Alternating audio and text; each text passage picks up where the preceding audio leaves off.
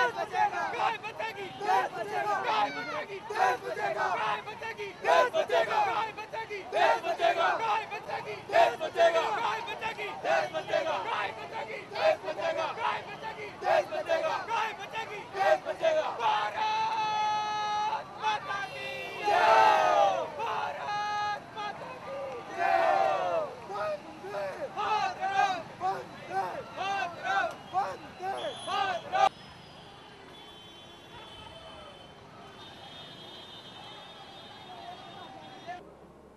और इससे हम जो खो लिया हमारा जो महानता है उसको फिर हम वापस लाना है। सिर्फ गाय को रक्षण करना इतना ही नहीं है, ये शुरुआत है।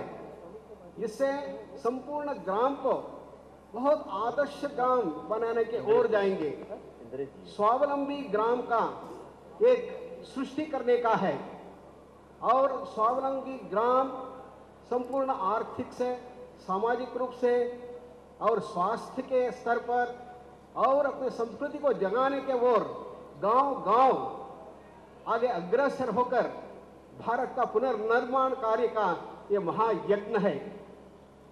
परम पूज्य राघवेश्वर भारती स्वामी जी ने जो संकल्प लिया उसके पीछे ये महायज्ञ का संकल्प था कि भारत में पुनर्जागरण होना, भारत माँ को पुनरुत्थापन करके महान स्थिति में उसको ऊंचे स्थिति पर उसको चढ़ाना है। यह है विश्व मंगल गोग्राम यात्रा का लक्ष्य है। हाँ, महात्मा गांधी जी ने चरखा को लेकर हमारे लिए आजादी दिया, परंतु राघवेश्वर भारती स्वामी जी ने गाय को हमारे आगे रखते हुए हमको सही स्वातंत्र्य लाने का ये महायज्ञ को शुरुआत किया है।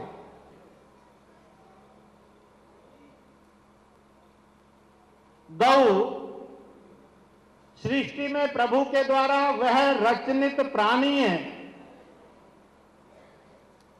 जिसका दूध पूर्ण भोजन है,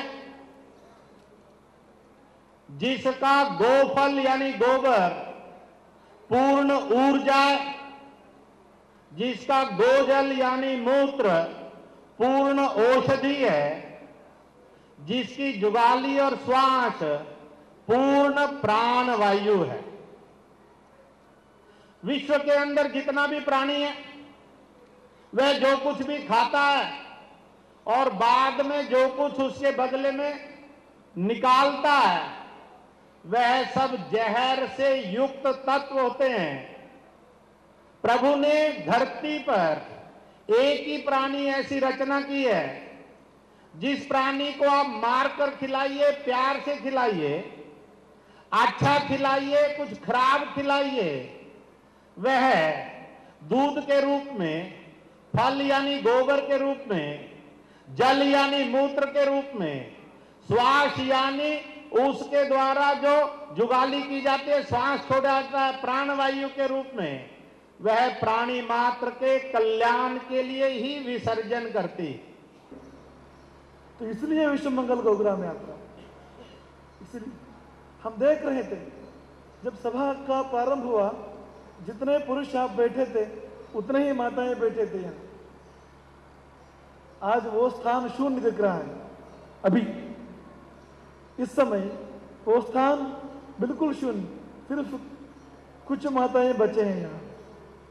यही स्थिति ही गौ माता की, शून्य है वो स्थान, लगभग सिर्फ इतने बचे हैं। अनंत नस्लें थे, अनंत प्रजातियां थे गोवंश का भारत में, अब बचे हैं सिर्फ 30-32। उसमें भी ऐसे प्रजातियां हैं जिसमें 30 बचे हैं, 25 बचे हैं, 15 बचे हैं, ऐसे प्रजातियां हैं।